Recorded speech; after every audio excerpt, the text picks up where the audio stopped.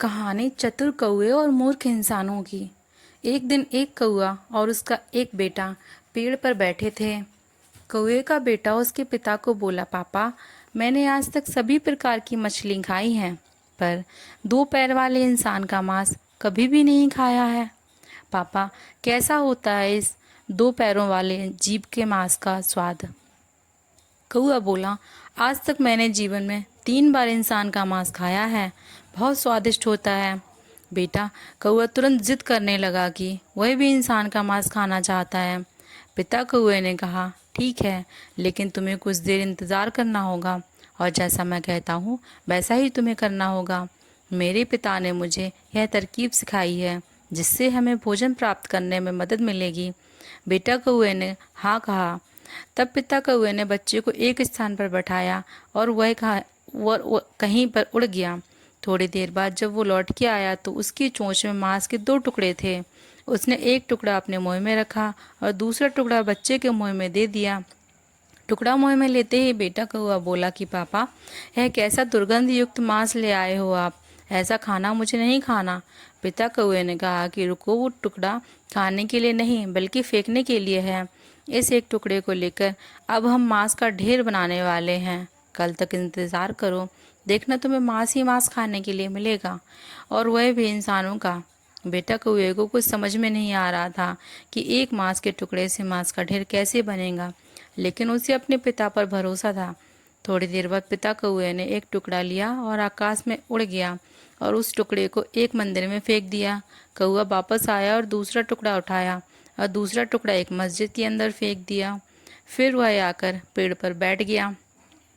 पिता कौए ने बेटे से कहा, अब देखना, कल सवेरे तक इंसानों का मांस खाने को जरूर मिलेगा। कुछ देर बाद हर तरफ अफरा तफरी मच गई। ना कोई किसी की सुन पा रहा था और ना ही कोई किसी को सुन रहा था। केवल धर्म के ही बारे में आवाज़ें उठ रही थीं। धर्म के नाम पर खून बहाया जा रहा था। माता, पुत्र, बहन, भाई, पिता, चाचा, पड़ोसी, दोस्त, बिना किसी संबंध पर विचार किए धर्म को देखकर ही एक दूसरे पर आक्रमण कर रहे थे। दोनों समूह कह रहे थे कि हमारे धर्म का अपमान हुआ है और बदला लेना चाहिए, और इसमें बेकसूर लोग भी मारे गए थे। बहुत समय इसी में ही बीत चुका था। अब तक गांव शांत होने लगा था, जो कि सड़क पर सिर्फ खून ही खून था। खास बात यह है कि खून का रंग लाल था और उसमें धर्म का कोई रंग नहीं था। वह एक ही धर्म का पालन करते थे, वह तरलता का था। गांव बिना इंसानों के सुनसान हो गया।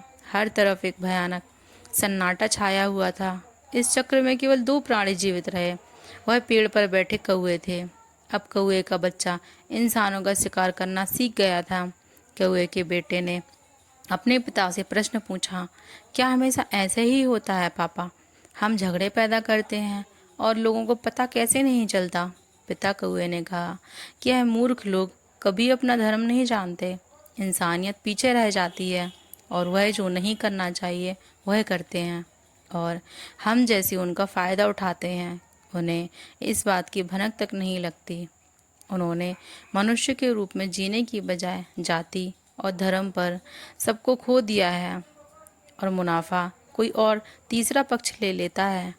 कोई आकर भड़काऊ भाषण देता है और यह लोग उसे सुनते हैं और आपस में लड़ते हैं।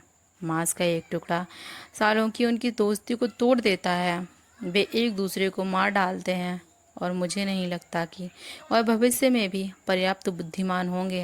यह कहकर दोनों बाप बेटा मांस खाने के लिए उड़ गए।